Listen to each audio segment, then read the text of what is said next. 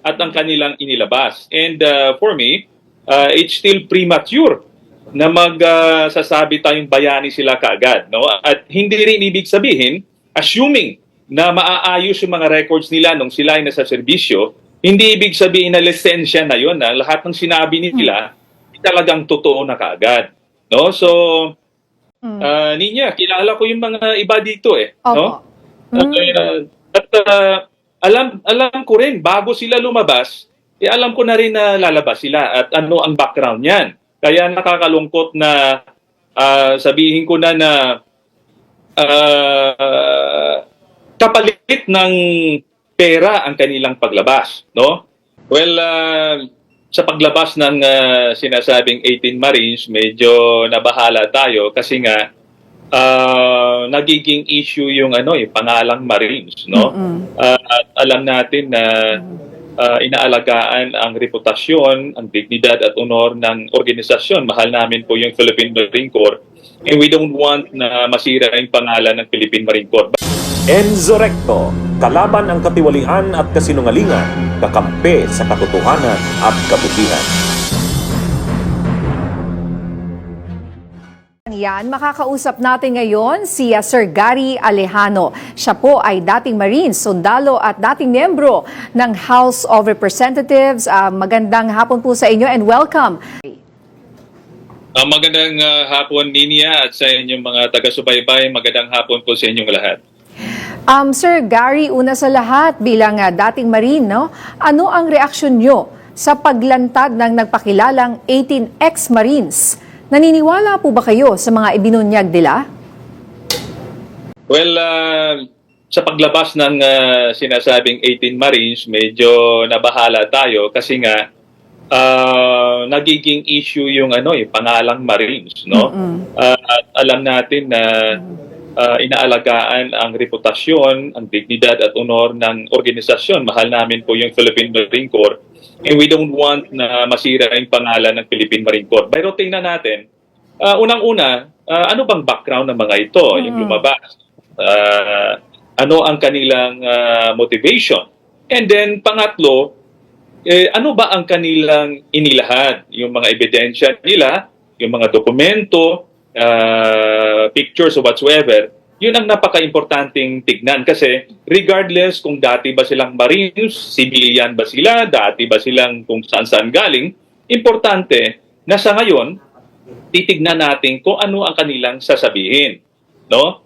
And for me, sasabihin nating bayani sila, nakita na natin ang kanilang sinabi at ang kanilang inilabas. And for me, it's still premature na magsasabi tayong bayani sila kaagad. No? At hindi rin ibig sabihin, assuming na maaayos yung mga records nila nung sila ay nasa serbisyo, hindi ibig sabihin na lisensya na yun, na lahat ng sinabi nila talagang totoo na kaagad. No? So, ang gusto natin makita kasi yung katotohanan. No? Makita natin na merong malaking nakawan sa gobyerno at gusto nating makita yon.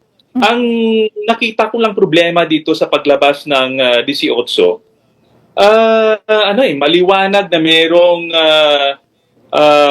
pagmamanipulate for the political ends ng ibang grupo. No? Hindi talaga maliwanag yung intention nila na ilabas yung katotohanan. Ninya, kilala ko yung mga iba dito eh. No?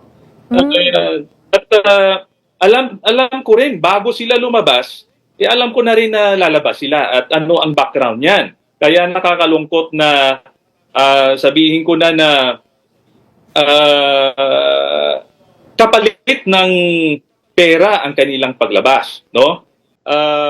Kasi nga, maganda sana kung nilabas talaga nila noon pa.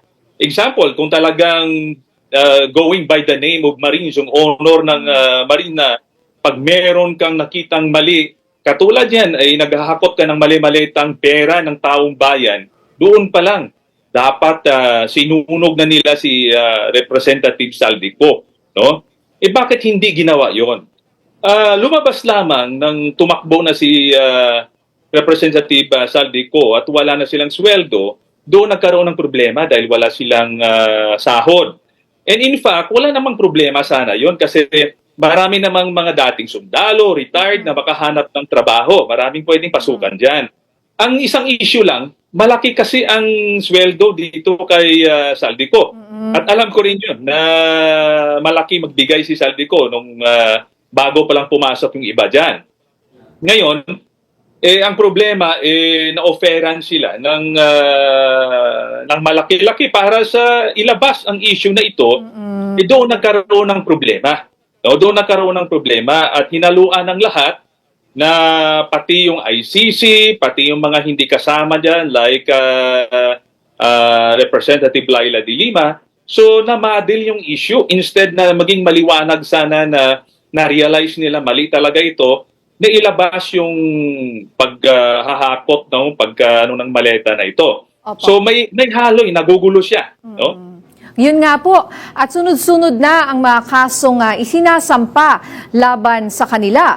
Sa tingin niyo po ba, dapat pati yung tinatawag sigurong handler nila o yung architect nitong mga ito ay dapat kasuhan din? Sa tingin ko kailangan kasi hindi ito basta-basta paglabas ng mga whistleblowers. Ito ay isang maliwanag na destabilization. They're using the former 18 soldiers para ipamukha sa taong bayan dahil nga flood control projects yung mainit eh. So kinonect nila doon at ginamit para siraan unang-una ang reputasyon ng ang credibility ng ICC na kung saan ay nakakulong si former President Digong, at pangalawa may ongoing impeachment trial. Nasisiraan din kung sino yung mga sa likod at maiingay dyan sa likod ng impeachment from the House of Representatives. So dalawa ang maliwanag na objectives dyan. Una, sisiraan ang credibility ng ICC at pangalawa, yung impeachment process. So yun ang maliwanag dyan.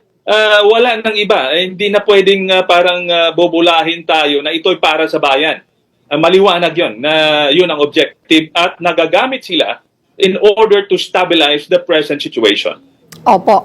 At sinabi po ng NBI na may threat sa Senado. Naniniwala po ba kayo dito at may kinalaman po kaya dito itong 18 ex-soldiers or sinasabing bodyguards ni Zaldico? Ninya, itong 18, sa tingin ko wala namang kapasidad sa ngayon, no? Actually, ginagamit lang yan sila. Hindi ko naman pwedeng pangunahan ang intelligence report na nakuha ng NBI dahil sa ngayon, naramdaman natin, nakikita natin, meron talagang active destabilization. May mga recruitment efforts. Kasi nga, palapit na yung impeachment ni Vice President Sara Duterte. So, sabihin ko lang, talagang naramdaman natin yon, merong active recruitment for destabilization.